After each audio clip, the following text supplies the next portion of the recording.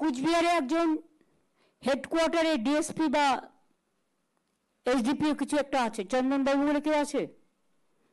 তিনি কি এসছেন মিটিংয়ে?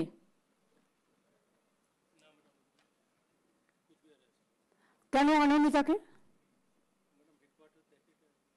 হেডকোয়ার্টার দেখে, বাট তাকে তুমি কোনো কাজ দাও না। Is it not a fact? না, কাজ করে না, তাকে তুমি করতে দাও না। তোমরা নিজেরাই যদি নিজেদের মতো গ্রুপ তৈরি করে নাও, তাহলে how the people will sustain? ওনাকে কাজে লাগাবে, শীতলকুচিতে কাজে লাগাও, দিনাটায় কাজে লাগাও, বর্ডার এরিয়ায় কাজে লাগাও। হেডকোয়ার্টারে একজনকে বসিয়ে রাখবে, সে শুধু চা বিস্কুট করে বাড়ি চলে যাবে। সে কাজ করতে চায়, তুমি কাজ করতে দেবে না? এ আবার কি? পুলিশকে নিজেদের মধ্যে কখনো গ্রুপ করে না। আমরা পলিটিক্যাল লোকেরা গ্রুপ করি বেশি, আমরা তাই জেনে এসছি এতদিন।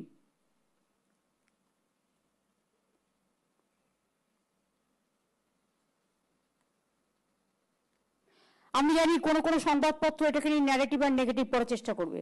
তাদের আমি বলবো, এটা অ্যাডমিনিস্ট্রেটিভ রিভিউ মিটিং, আমরা আমাদের কথা আমাদের মিটিংয়ে বলতে পারি।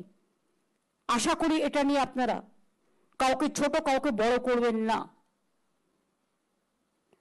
কারণ যারা করছেন তারা মনে রাখবেন তাদের অনেক কিডন্যাপিং কেসও আমরা জানি, বাট আমরা ছেড়ে দিয়েছি, কিছু করিনি। কি রাজীব, তাই তো?